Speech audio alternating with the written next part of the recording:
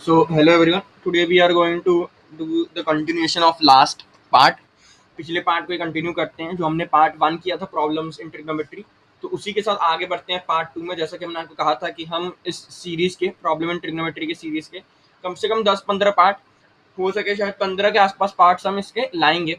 और हर पार्ट में around 3 to 4 questions होंगे और वो ऐसे क्वेश्चंस होंगे जो कि आपके कॉन्सेप्ट काफ़ी अच्छे से क्लियर कर सकते हैं और आपको कुछ ऐसे कॉन्सेप्ट सिखाएंगे जो कि बहुत आपको यूजफुल हो सकता है। अगर आपसे नए तरीके के प्रॉब्लम्स पूछे या फिर शॉर्टकट्स आप यूज कर सकते हैं क्वेश्चंस को जल्दी सॉल्व करने के लिए, तो वो भी आपको इसमें समझ आएगा। लेकिन इसको स्टार्ट करने से पहले आपसे एक छोटी सी विनती है कि आप जब भी आपको क्वेश्चन डिस्प्ले हो, क्वेश्चन पढ़ के सुनाया जाए, उसके बाद आप वीडियो पॉज करके खुद अटेम्प्ट करें उसको ऑनेस्टली।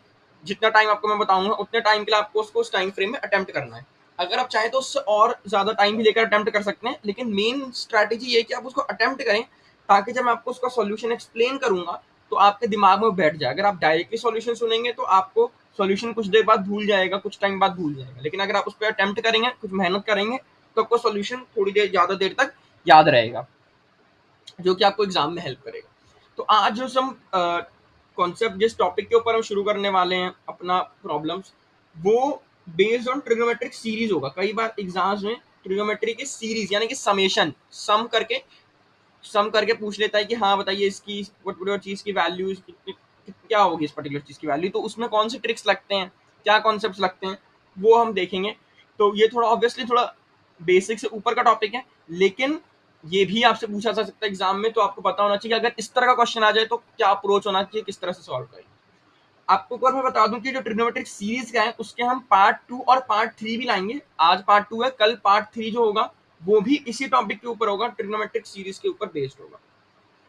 तो बढ़ते अपने पहली प्रॉब्लम की ओर। पहला प्रॉब्लम आपको कह रहा है इवैल्यूएट यानी कि निकालिए इसकी वैल्यू।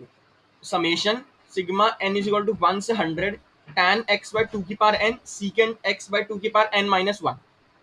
तो इसका मतलब है, इस समेशन का मतलब क्या होता है कि आपका स्टार्ट किया tan x by 2 secant x by 2 की पावर 0 यानी कि 1 plus tan x by 4 secant x by 2 plus so on.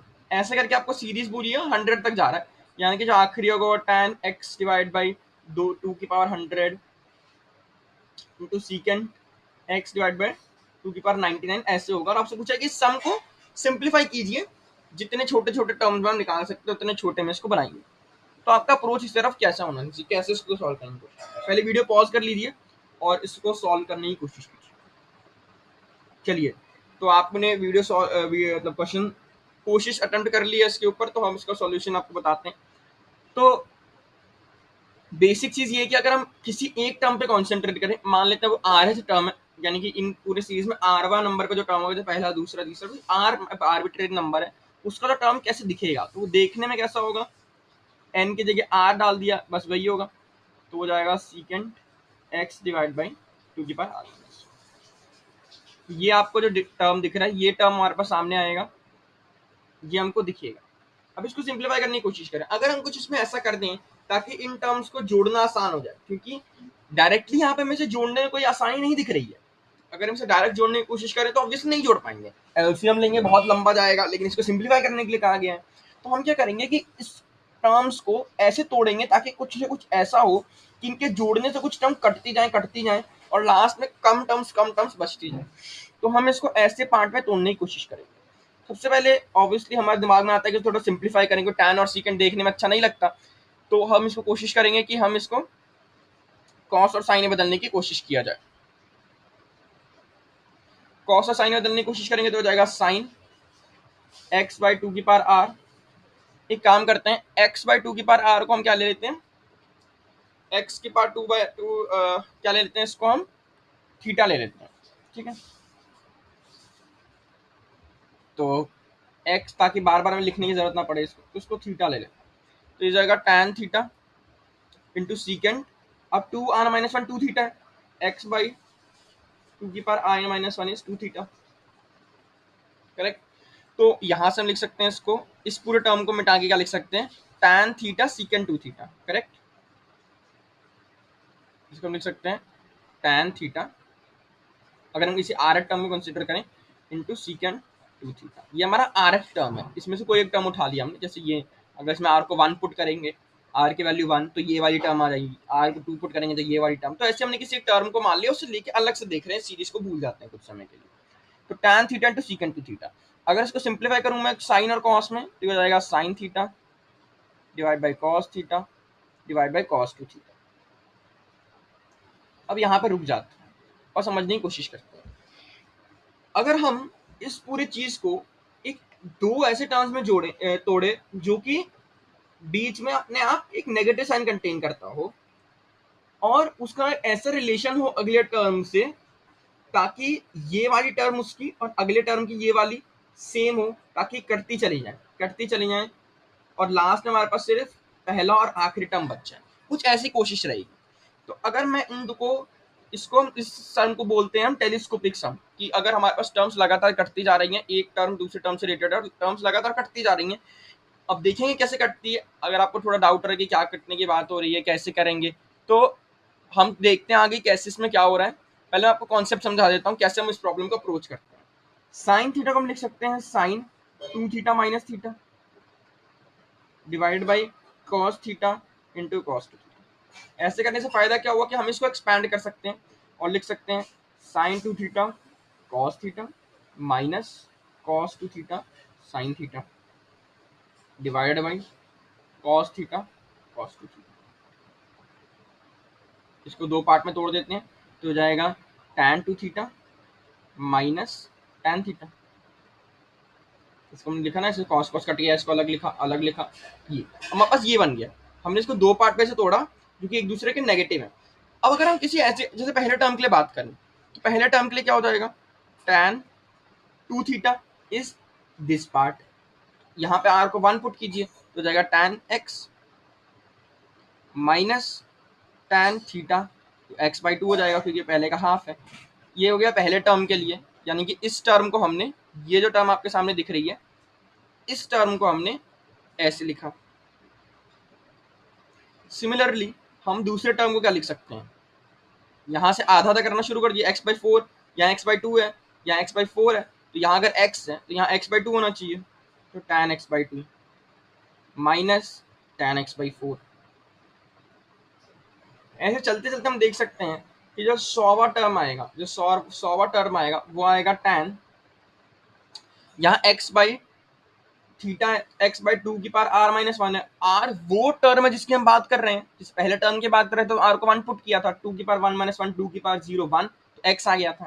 तो यहाँ पे हम बात कर रहे हैं 100 टर्म की, 100 टर्म मतलब r 100, तो r माइनस 1 हो जाएगा 99, तो 2 थीटा हो जाएगा x डिवाइड बाई 2 की पावर 99, और 2 थीटा ही पहला टर्म आना चाहिए, तो tan x डिवाइड बाई 2 की पावर 99 माइनस tan इसका आधा, यानी x डिवाइड बाई 2 की पावर 100। अब अगर हम इससे करने से फायदा क्या होगा, जब हम इसको ऐड करेंगे तो हम देखेंगे कि ये वाली टर्म्स आपस में कैंसिल हो जाएंगी। ये इससे कैंसिल हो गया, ये इससे आगे वाली टर्म ऑब्वियसली अगले से कैंसिल हो जाएगा। ऐसे करते ये भी अपने पिछले वाले यहाँ पे कुछ रहा होगा जिससे कैंसिल हो जाएगा, और ये भी अपने आगे वाले से कैंसिल हो जाएगा। तो लास्ट में हमारे पास ये टर्म बचेगी और ये टर्म बचेगी। तो मतलब जो आंसर आ जाएगा वो आ जाएगा tan x minus tan x divide by 2 की पावर 100। ये हमारा आंसर आ जाएगा। इसको हमने सिंप्लीफाई इतना कर सकते हैं, इससे ज़्यादा सिंप्लीफाई नहीं किया जा सकता। ठीक है, तो ये जो टेक्निक है ना आपको बताई कि हम एक किसी टर्म को ले लें और उसे ऐसे दो टर्म्स में तोड़ें। जिस दो टर्म्स में तोड़ना है ये हमें थोड़ा सोचना पड़ेगा, इसमें थोड़ा दिमाग का इस्तेमाल होगा, लेकिन ऑब्वियसली जैसे इसके एग्जाम्पल है तो उसको सिंप्लीफाई पहले करें, कुछ न्यूमिनेटर में ऐसे बनाएं जो कि डिनोमिनेटर का पार्ट हो, और फिर उसे दो पार्ट में तोड़ें, वो यूज हो सकता है इसे ऐसे लिखने के तौर पे। फिर हम देख सकते हैं हाँ ये मैच होगा बाकी टर्म्स से, क्योंकि इसमें 2 की पावर घट बढ़ रही थी, और यहाँ पे भी हमने 2 थीटा थीटा ला दिया, तो यहाँ पे भी कुछ 2 थीटा थीटा ला दिया, तो फिर theta theta by 2 theta by 4 theta by 8 ऐसे बनेगा, तो कैंसिल होते चली जाएगी। ये हमें थोड़ा सोचना पड़ेगा अलग अलग क्वेश्चन में अलग अलग तरीके से, लेकिन बेसिक अप्रोच यही रहेगा जो इस क्वेश्चन में समझाया गया है। नेक्स्ट क्वेश्चन की ओर बढ़ते हैं। अगर cos 1 डिग्री k है तो फाइंड कीजिए इसकी value 1 divide by sine 1 degree into sine 2 degree plus 1 divide by sine 2 degree into sine 3 degree plus so on plus 1 divide by sine 89 degree sine 90 degree. ठीक है, तो इसको सॉल्व कीजिए, video pause करके अटेम्प्ट कीजिए अगर आपसे नहीं भी सॉल्व हो रहा कोई बात नहीं, लेकिन एक बार अटेम्प्ट कर लीजिए, अपनी पूरी कोशिश कीजिए। जो पिछला मैंने आपको टेक्निक बताया था उसी के आधार पर कुछ ऐसे आपको मैनिपुलेशंस करने हैं, कुछ ऐसे चेंजेस करने हैं जैसे ये ऐसे पार्ट ऐसे फॉर्म में बन जाए कि कोई टर्म दो पार्ट के डिफरेंस के बराबर आ जाए, जो कि टर्म आपस में कैंसिल होते चली जाए। एक टर्म में फोकस कीजिए, उसे ऐसे तोड़ने की कोशिश कीजिए। चलिए, तो आपने अगर अटेम्प्ट कर लिया तो हम बढ़ते हैं। अगर हम किसी एक टर्म को ले लें, मान लेते हैं हम कोई आर एस टर्म या आर बार बार आ रहा है, हम कोई के टर्म ले लेते हैं। के टर्म मतलब के इज इक्वल टू 1 पे पहला टर्म, के इज इक्वल टू 2 पे दूसरा टर्म, तो के इज इक्वल टू के मतलब कोई के नंबर पे कोई टर्म, उसको मैंने ले लिया तो वो कैसे देखने में कैसा होगा? तो ऑब्वियसली ऐसा दिखेगा, साइन के डिग्री साइन के प्लस 1 डिग्री ऐसे दिखेगा। के को 1 पुट करके देख चेक कर लीजिए, के को 2 पुट करके चेक कर लीजिए। अब इसमें हम थोड़ा सोचें तो ऊपर तो कुछ है ही नहीं इसको हम तोड़ें, तो क्या काम करते हैं, ऊपर को हम इनके डिफरेंस से मल्टीप्लाई कर लेते हैं। अब सम से क्यों नहीं कर रहे हैं? इसके सम से करेंगे तो ऑब्वियसली इनका सम 2k प्लस 1 होगा, जो कि हर टर्म के लिए अलग अलग न्यूमिनेटर होगा, तो ये और मुश्किलें पैदा कर सकता है। लेकिन अगर हम इनका डिफरेंस देखें तो 1 है और साइन 1 है, कॉन्स्टेंट टर्म है, तो कॉन्स्टेंट टर्म हम पूरे ब्रैकेट में एक साथ मल्टीप्लाई कर सकते हैं और एक साथ डिवाइड कर सकते हैं, तो वो हमारे लिए फायदेमंद होगा। तो हम एक काम करते हैं, इस पूरे के पूरे सम को मल्टीप्लाई और डिवाइड कर देते हैं साइन 1 डिग्री से। Sine 1 degree sine 1 degree sine 1 degree और डिवाइड कर दिया साइन 1 डिग्री से। इससे फायदा क्या होगा कि अगर हम इस किसी भी टर्म को कंसीडर करें, मान लेते हैं पहले टर्म को, तो वो साइन 2 डिग्री माइनस 1 डिग्री लिख सकता हूँ, divide by sine 1 degree into sine 2 degree. Similarly मैं इसको लिख सकता हूँ sine 3 degree minus 2 degree divided by sine 2 degree into sine 3 degree, plus last में क्या लिख सकता हूँ, sine 90 minus 89, 90 degree minus 89 degree divide by sine 89 sine 90। अब न्यूमरेटर को मैं एक्सपैंड करता हूँ पिछली बार जैसा साइन ए माइनस बी का फॉर्मूला लगा के, तो हो जाएगा sine 2 degree cos 1 degree minus cos 2 degree sine 1 degree.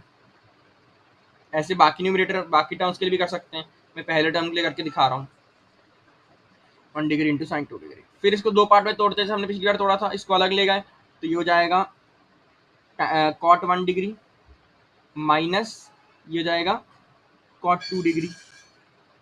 Similarly इसका अगर हम करेंगे सॉल्व तो आ जाएगा cot 2 degree minus cot 3 degree. फिर दूसरे को सॉल्व करेंगे, ऐसे करते करते लास्ट में क्या आ जाएगा, कॉट।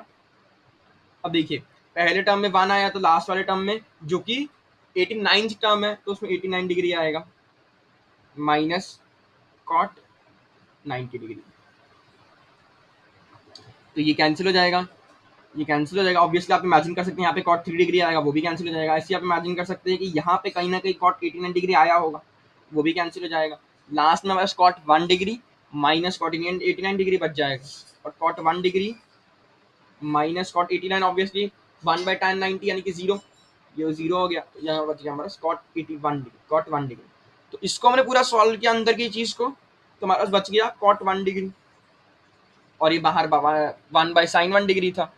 तो बस फाइनली हम क्या कर सकते हैं, फाइनली हमारे पास आंसर क्या आ गया, आंसर आ गया cot 1 degree divide by sine 1। अब मैं कॉट को अगर कॉस बाई साइन लिखूं तो मेरे पास आ जाएगा cos 1 degree divide by sine square 1 degree, and obviously sine square theta is 1 minus cos square theta, तो आ गया के कॉस 1 डिग्री की वैल्यू के पुट किया हमने यहाँ से। के कंफ्यूजिंग हो सकता है आपके लिए, तो इसको मान लेते हैं एक्स मान लेते हैं, काफी के बार बार आ रहा है तो कंफ्यूजन हो सकती है। एक्स मान लिया हमने इसको, तो यहाँ से आ गया x divide by sine square theta को मान सकते हैं 1 minus sine square theta, answer is x upon 1 by x upon 1 minus x square. ठीक है, तो आप देख लीजिए कैसे हमने किया, कैसे हमने दिमाग लगाया कि हम न्यूमरेटर कुछ ऐसा लाएं जो कि इनसे रिलेटेड हो। साइन 1 डिग्री को हमने मल्टीप्लाई किया, यहाँ पे साइन 1 डिग्री बनाया, यहाँ हमने न्यूमरेटर को ऐसे एक्सपैंड किया ताकि डिनोमिनेटर को दो पार्ट में तोड़ पाए हम, इस डिनोमिनेटर को यूज करके कुछ इसको दे दिया कुछ इसको दे दिया, कॉट 1 डिग्री बन गया, ये बन गया हमारे पास cot 1 degree minus 0 degree cot 1 degree, यहाँ आ गया 1 बाई साइन 1 डिग्री पहले से था, cot 1 degree by sine 1 degree cos by sine x divide by 1 minus x. ठीक है, तो इसका सॉल्यूशन नोट कर लीजिए। आगे बढ़ते हैं लास्ट प्रॉब्लम पे आज की। ये प्रॉब्लम थोड़ा अच्छा है। ये कह रहा है कि इस आइडेंटिटी को यूज करके आप इस आइडेंटिटी को प्रूव भी कर सकते हैं।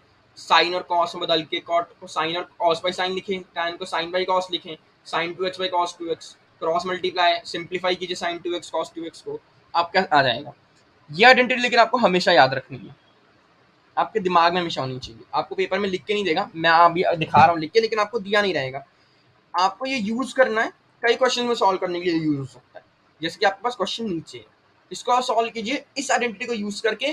पिछली बार जैसा कुछ ऐसे बनाने की कोशिश कीजिए इस आइडेंटिटी को यूज करके, ताकि कि कोई भी एक टर्म ले लीजिए और उसको इसमें कन्वर्ट करने की कोशिश कीजिए, ताकि हमारे पास कुछ ऐसा बन जाए कि एक टर्म माइनस दूसरी टर्म प्लस एक टर्म माइनस तीसरी टर्म, और ये टर्म सेम हो तो ये कटते चल जाए और आगे बढ़ते जाएंगे हम, तो लास्ट और पहली टर्म सिर्फ बच जाए। ऐसे टाइप की कोशिश कीजिए। तो मैंने आपको जैसे बताया, कोई एक टर्म ले लीजिए, उसको इस फॉर्म में कन्वर्ट कीजिए, ऐसी बाकी टर्म्स को भी कन्वर्ट कीजिए, सबको ऐड कीजिए और देखिए हमारे पास आपके पास क्या बच रहा है लास्ट में। ठीक है, सो वीडियो पॉज कर लीजिए और अटेम्प्ट कीजिए। चलिए, तो आपने अटेम्प्ट कर लिया तो मैं आपको इसका सॉल्यूशन बता देता हूँ। सबसे पहली चीज़ कि आप यहाँ से देख सकते हैं कि मेरे पास cot x minus tan x equal to two cot two x दिया हुआ है।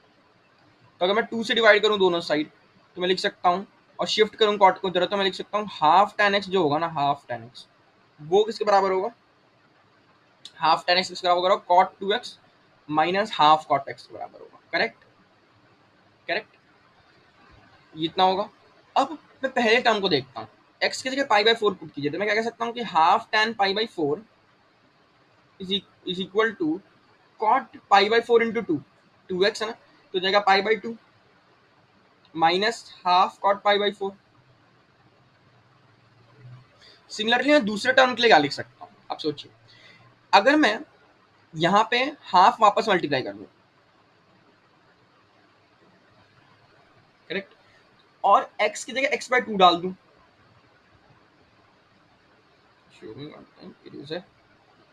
यस, अगर मैं इसको ध्यान से देखूं और x की जगह x बाई टू पुट कर दूं, तो यहाँ पे x की जगह x बाई टू पुट कीजिएगा, तो आपके पास आएगा tan x by two half is cot x minus half cot x by two.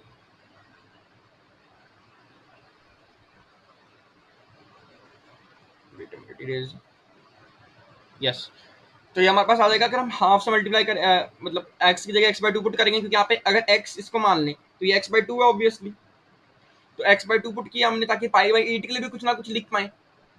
Correct, where x is pi by four, x को पाई बाई फोर हमने फिक्स कर लिया है और एक्स को पाई बाई फोर को फिक्स करके हमने ये लिख दिया। लेकिन अगर हमें पाई बाई एट के लिए लिखना है तो हम एक्स बाई टू लिख देते हैं एक्स की जगह, तो x by two cot x, two x को एक्स बाई टू यहाँ पुट करेंगे तो टू टू कैंसिल करके एक्स आ जाएगा और half cot x by two हो जाएगा। अब क्योंकि यहाँ पे पावर में एक बढ़ी है तो हम भी एक पावर बढ़ा देते हैं, हाफ से मल्टीप्लाई करके दोनों साइड टू हाफ स्क्वायर, यहाँ हो जाएगा हाफ, यहाँ हो जाएगा हाफ स्क्वायर। अब बस इसको लिखिए, एक्स को पाई बाई फोर पुट करके तो half square tan pi by eight आ गया इज इक्वल टू, इसको हम लिख रहे हैं एक्स को पाई बाई फोर पुट करके half cot pi by four minus one by two की power two cot pi by eight. अब एक चीज नोटिस कर रहे हैं, अगर हमें इसको ऐड करना है जैसा कि हमें समीशन में दिया हुआ है, अगर हम इसको ऐड कर रहे हैं धीरे धीरे तो ये टर्म इस टर्म से कट रही है। सिमिलरली अगर हम अगला टर्म लिखूंगा तो आपको पता चल जाएगा कि ये टर्म भी इस टर्म से कट रही है।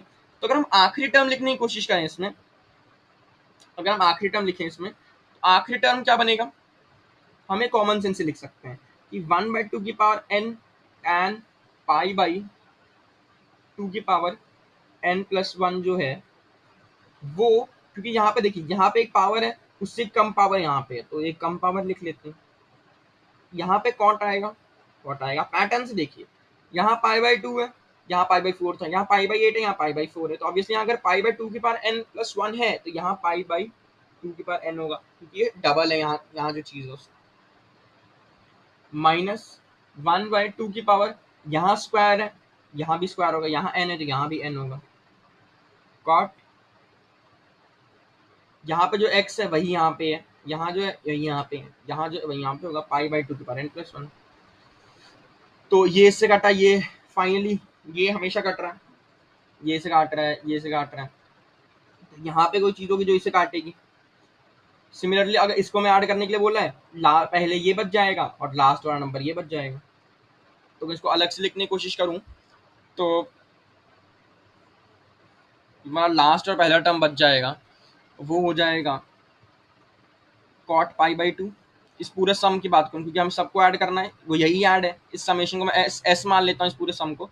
तो एस जो हमारे पास आएगा वो आएगा कॉट पाई बाई 2, पहला टर्म बचा यहाँ का लास्ट टर्म बचा 1/2 की power n cot pi by 2 की पावर n+1। ये हमारा आंसर आ गया। कॉट पाई बाई 2 कितना होता है? 0। तो हमारे पास क्या आ गया? ये 0, तो ये कैंसिल हो गया। तो आंसर आया -1/2 की power n cot pi by 2 की power n+1। This is your answer. इस सॉल्यूशन को ध्यान से देख लीजिए, समझ लीजिए, और आप चाहे तो वापस ट्राई कर लीजिए इस क्वेश्चन को, अपना आंसर मैच कर लीजिए, ताकि आपको ये टेक्निक्स जो हमने इन तीनों क्वेश्चन के टेक्निक्स बताई हैं वो आपके दिमाग में ढंग से बैठ जाए। और ये जो टेक्निक्स हैं ये बहुत इंपॉर्टेंट टेक्निक्स हैं, कई बार आपके प्रॉब्लम में यूज हो सकती हैं कि एक टर्म को कैसे दो टर्म के नेगेटिव में तोड़ा जाए, तो प्रैक्टिस के बिना नहीं आएगा। तो ऐसे ही हम कुछ और क्वेश्चन लाएंगे अगले पार्ट में, जो कि इस ट्रिग्नोमेट्रिक सीरीज का मतलब समेशन जो मैं बोला है, सम करने के लिए, ऐड करने के लिए अगर मैं बोला है अलग अलग सीरीज को, तो हम उसको कैसे कर सकते हैं। ये 3 क्वेश्चंस आप ढंग से इसको बाय हार्ट तैयार कर लीजिए, और अगले सीरीज में भी हम 3 और क्वेश्चंस लाएंगे जो कि आपको कॉन्सेप्ट और अच्छे से डेवलप करेगा। तो उन दोनों पार्ट्स को हम बहुत अच्छे से अगर कर लेंगे रिवाइज, तो आपके कोई भी क्वेश्चन नहीं फंसेगा ट्रिग्नोमेट्रिक सीरीज का। और इसको वीडियो को ध्यान से देख लीजिएगा। बस आज के लिए इतना ही, कल आपसे मिलते हैं हम इसी का पार्ट 3 के साथ कंटिन्यू करते हुए, और सेम टॉपिक पे ट्रिग्नोमेट्रिक सीरीज के समेशन वाले प्रॉब्लम्स के। Thank you.